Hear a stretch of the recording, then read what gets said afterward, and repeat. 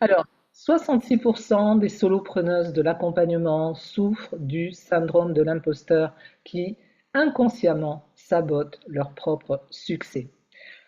Premièrement, c'est le syndrome de l'imposteur. C'est vrai que c'est le troisième frein qui est vraiment le mal de l'entrepreneur parce que on rentre dans des doutes permanents, dans des peurs différentes, diverses et variées, la peur de l'échec, la peur de réussir, la procrastination, le perfectionnisme, le doute de soi. Alors en tout cas, reste bien jusqu'à la fin de cette vidéo parce que j'ai préparé un bonus ultra puissant pour toutes les participantes à lever tes blocages et passer au niveau supérieur.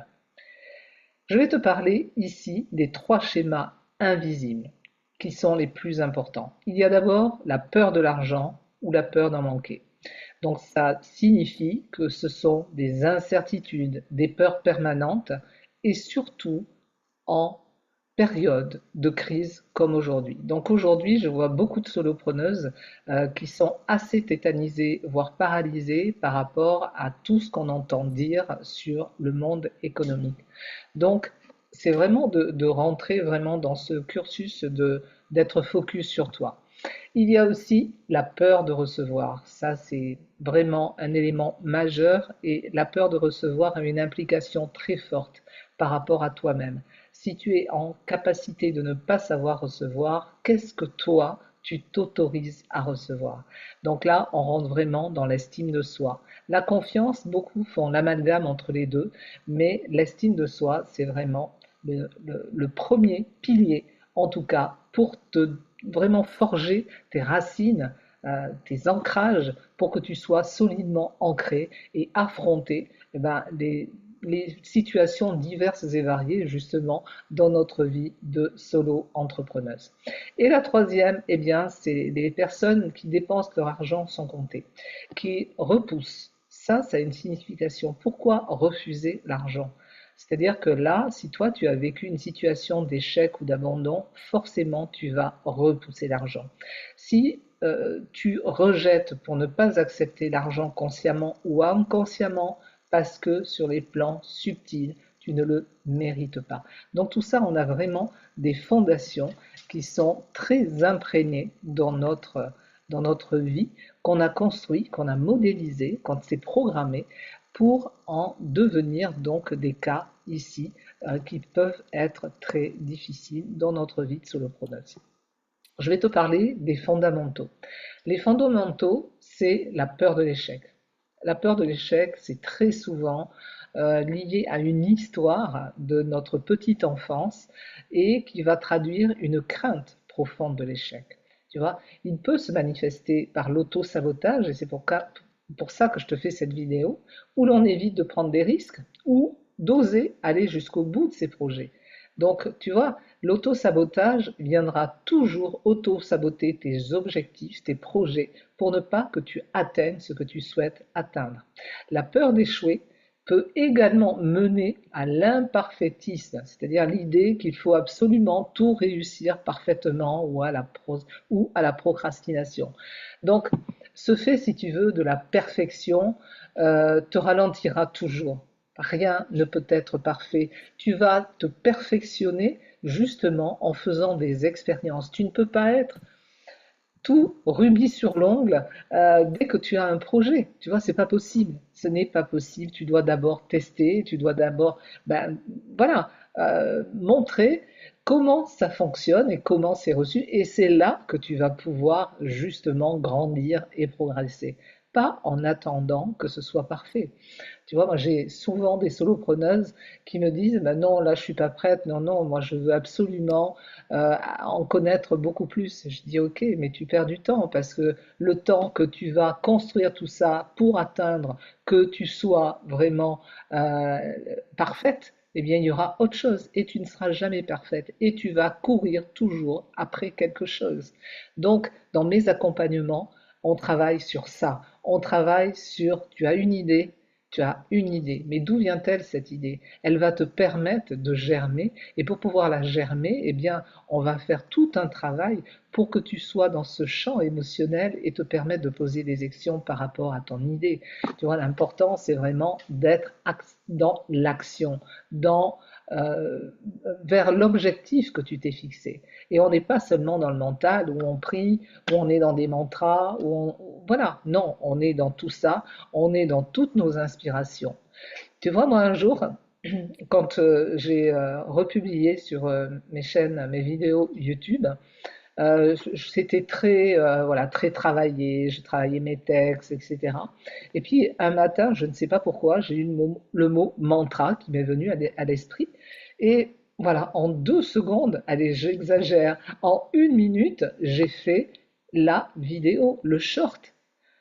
J'ai eu plus de 900 vues. Enfin, tu vois, c'est quand même incroyable. Alors que les autres, là, qui sont travaillés, les titres, la description, etc., ne me ramènent que 200 à 400 vues. Tu vois, ce que je veux te montrer, c'est qu'ici, tu n'as pas besoin d'être dans la perfection. Tu dois vraiment apprendre à t'exercer à faire tes propres expériences. Et pour ça, eh bien, si tu es dans la peur de l'échec, c'est difficile à faire. Donc ça aussi, je t'accompagne dessus. Donc, si tu veux, cette peur de l'échec, elle nous pousse à repousser constamment les actions nécessaires pour réussir, tu vois, comme je viens de te dire. On peut aussi passer beaucoup de temps à analyser sans agir. Tu vois, je veux être parfaite, je veux me former, je veux monter mon site, je veux faire mes flyers, etc. Ou à se convaincre qu'on n'est pas assez bon, ce qui réduit, bien entendu, les chances d'atteindre des objectifs ambitieux. La peur du succès, c'est paradoxal, mais beaucoup de personnes ont inconsciemment peur du succès. Mais c'est vraiment dans l'inconscience, c'est très subtil, c'est très caché. Et parce que cette peur, elle se cache vraiment derrière des croyances limitantes, comme si j'ai trop de succès, je vais perdre des relations, ou si j'ai trop de succès, je vais être ennuyé. Je ne vais plus vivre comme j'ai envie. Donc tu vois, tout ça, ce sont vraiment des facteurs inconscients qui te bloquent. Voilà, qui bloquent parce que, bien entendu, c'est l'inconscient qui gouverne. Et lorsque l'inconscient gouverne, eh bien, il va te ralentir, il va te mettre des freins par rapport à ce que tu crois. Donc, par exemple, si tu dis je ne mérite pas d'être riche, ou si je réussis, je serai trop sollicité, eh bien ça, c'est no way. C'est-à-dire que là, tu as vraiment deux croyances qui sont dans la peur du succès et tu ne peux pas réussir, c'est pas possible. Tu ne peux pas envisager de créer des opportunités pour pouvoir réussir, tu vois. Donc ça, c'est important.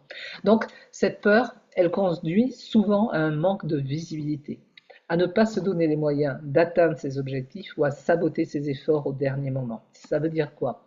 Ça veut dire que tu mets, pardon, je suis un peu enrhumé, tu mets tout un tas de choses en place et au dernier moment, bam, il y a quelque chose qui va se passer, une expérience qui va t'empêcher d'atteindre ce que tu souhaites atteindre. Donc ça, c'est vraiment important que tu en aies conscience, que tu vois ce qui se passe et qu'est-ce que tu vas mettre en place. Donc, ça me rappelle une expérience que j'ai eue avec une cliente un jour qui me dit, bah, tu sais, moi j'ai envie vraiment de réussir, mais à chaque fois que je réussis, bah, j'ai tout un tas de tâches à accomplir qui vont me freiner et au final, bah, je procrastine, je perds ma motivation et je ne fais plus rien.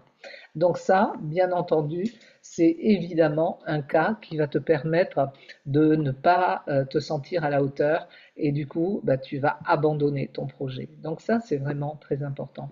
Et là, on travaille vraiment sur le fait que, ok, c'est pas grave, tu vois, je vois ce qui se passe et qu'est-ce que je mets en place, tu vois, c'est de voir comment tu réagis, quels sont tes comportements par rapport à une telle situation, tu vois. Est-ce que tu arrêtes ou est-ce qu'au contraire, tu vas continuer en empruntant peut-être d'autres chemins, tu vois. Ça, c'est vraiment important. Donc cette peur du succès, elle peut créer un sentiment de culpabilité lorsqu'on rencontre des réussites. Parce que, si tu veux, quand on se dit qu'on ne mérite pas vraiment ce qui arrive, eh bien, tu crées un champ énergétique négatif. Tu vois, c'est au contraire accueillir cette abondance, accueillir ces opportunités. Ça, c'est vraiment important et c'est ce que j'en parle très souvent dans mes accompagnements. De la dépendance à la valorisation. Alors ça aussi, c'est vraiment un cas très spécifique parce que c'est un schéma qui réside dans le besoin constant de recevoir des approbations externes pour se sentir légitime. Tu vois, tu as besoin d'avoir une reconnaissance. Tu vois, tu as besoin d'être reconnu, tu as besoin d'être digne, de te sentir digne parce que quelqu'un t'a reconnu. Donc ça, cela peut se traduire par la recherche incessante de compliments, de reconnaissance sociale ou par la peur du jugement des autres. Donc ça, c'est vraiment aussi à prendre en compte et à savoir le gérer. L'influence excessive de la vie des autres empêche souvent de prendre des décisions autonomes et de s'affirmer pleinement. Tu vois? C'est-à-dire que tu restes dans le moule, tu restes dans le cadre et tu n'oses pas franchir des murs, des obstacles, tu vois. Donc ça, c'est vraiment important que tu en prennes conscience parce que tu peux commencer à douter de tes choix, avoir du mal à dire non ou suivre des objectifs qui ne sont pas réellement les tiens juste pour plaire, pour faire plaisir. Et ça peut également mener à un burn-out parce que tu marches tellement à côté de toi que ton corps, il dit stop, je ne veux plus continuer comme ça et il va se manifester de telle façon que tu n'avances plus parce que tu cherches à t'épuiser constamment par la validation extérieure. Donc ça, si tu veux, c'est vraiment un travail qu'on fait sur l'estime de soi, justement pour que tu puisses prendre vraiment ta force et que tu sois vraiment un être que tu honores, tu reconnais tes valeurs, tu reconnais ta pleine puissance, tu reconnais tout ce que tu donnes, tu vois, tu reconnais tout ce que tu as en toi. Et je peux te dire que travailler ta relation à l'argent te donne une extension extraordinaire et des résultats insoupçonnés. Et je peux t'en parler en connaissance de cause. Alors, ici, je te donne simplement une reprogrammation pour ton rapport à l'argent, pour attirer plus sans culpabiliser. Tu vois, on a vu vraiment les étapes de l'échec, mais comment tu peux faire pour attirer plus et sans culpabiliser? Donc déjà, tu dois prendre conscience de tes schémas et tu dois savoir si tu es dans la peur de manquer, si tu es dans cette peur, tu peux dire comment je me comporte dans mon quotidien lorsque je dois choisir. Tu vois, ça c'est important. Est-ce que tu es plus dans l'attente des autres? Est-ce que tu attends de la reconnaissance? Qu'est-ce que tu fais? Est-ce que tu te suis toi-même ou est-ce que tu vas suivre quelqu'un d'autre? Ça, c'est vraiment important que tu puisses faire ce retour sur toi. En deuxième, suis-je dans la peur de recevoir? Alors la peur de recevoir, c'est une peur aussi qui est très importante parce qu'elle détermine le niveau, le degré de l'amour de toi, de l'estime de toi. Et tu es quelqu'un sûrement qui donne beaucoup, mais qui ne sait pas recevoir. Et pour ça, la question que tu dois te poser, c'est qu'est-ce que je ressens lorsque je reçois? C'est-à-dire que tu reçois, je dis un exemple très basique, tu reçois un compliment, oh, tu as une robe magnifique aujourd'hui. Et là, qu'est-ce qui se passe en toi? Tu vois, qu'est-ce que tu entends? Qu'est-ce que tu ressens? Tu vois, je t'ai donné cet exemple-là qui est très basique, très simple, mais pose-toi cette question. Et puis la troisième, qui n'est pas des moindres, suis-je dans la peur de l'argent? Et oui, quand tu es dans la peur de l'argent, eh bien, très souvent, tu ne l'attires pas, l'argent, tu le repousses. Mais tout ça, encore une fois, ce sont des mécanismes inconscients très profonds qui font que tu vas mettre tout en œuvre pour pouvoir repousser l'argent et non pour l'accueillir. Donc ça, c'est vraiment très important. Et tu vois, le diagnostic que je te propose, c'est vraiment très important que tu puisses, pour que tu puisses vraiment identifier clairement ce que tu vis actuellement.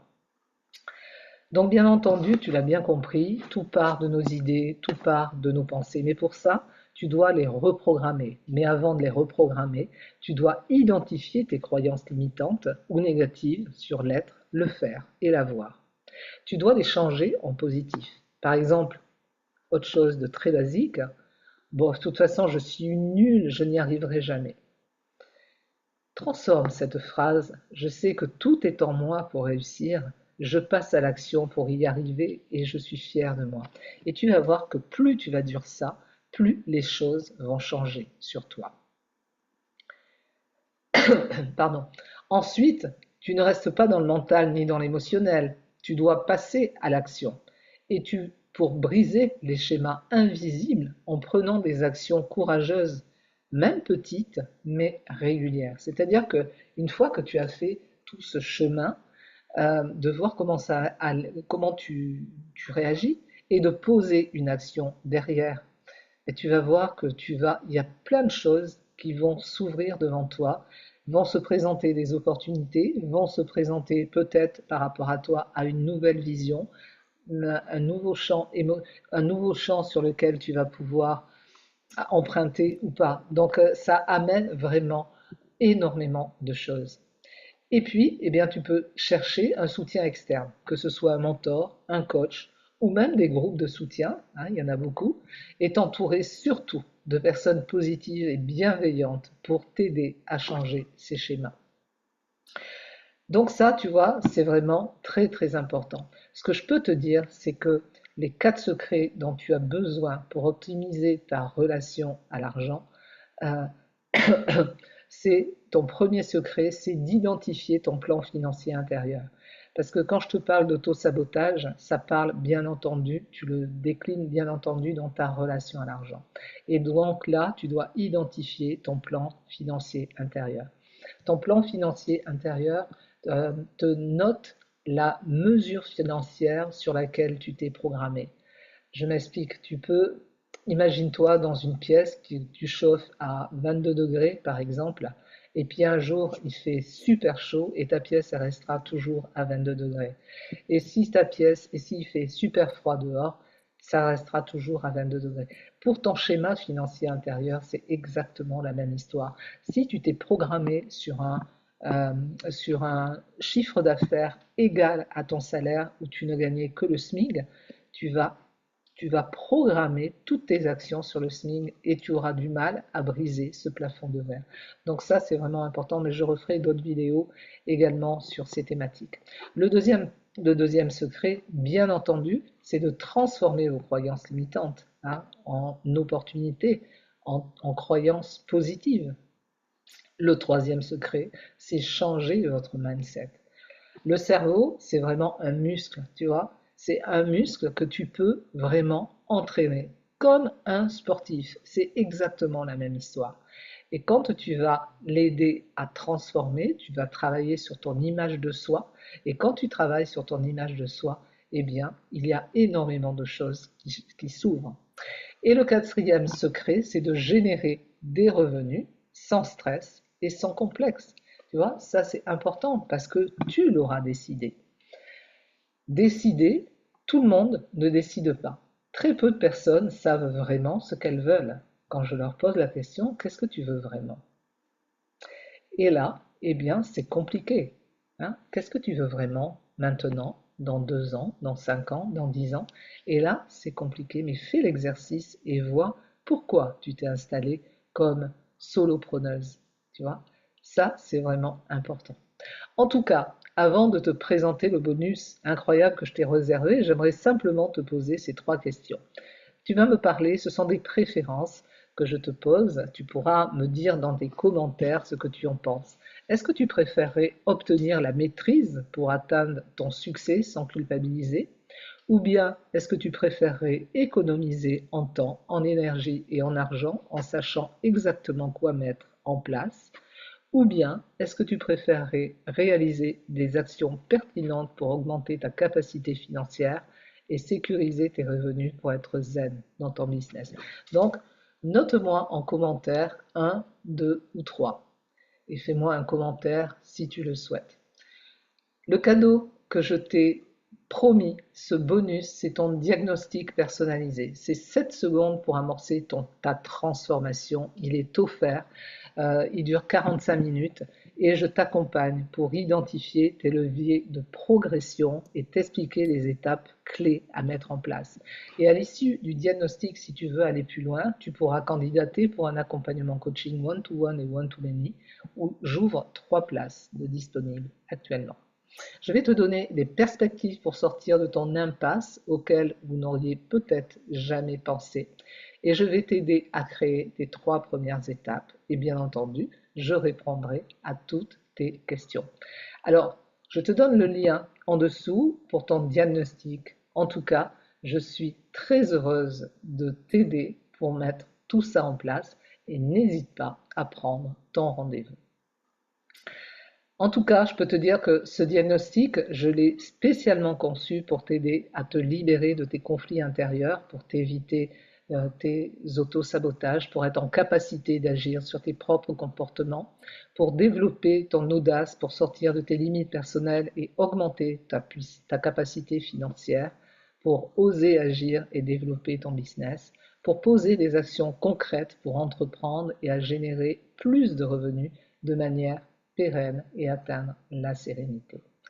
Donc, prends ton rendez-vous, c'est totalement gratuit, tu vas pouvoir bénéficier de ton diagnostic offert et en tout cas, au plaisir de te voir.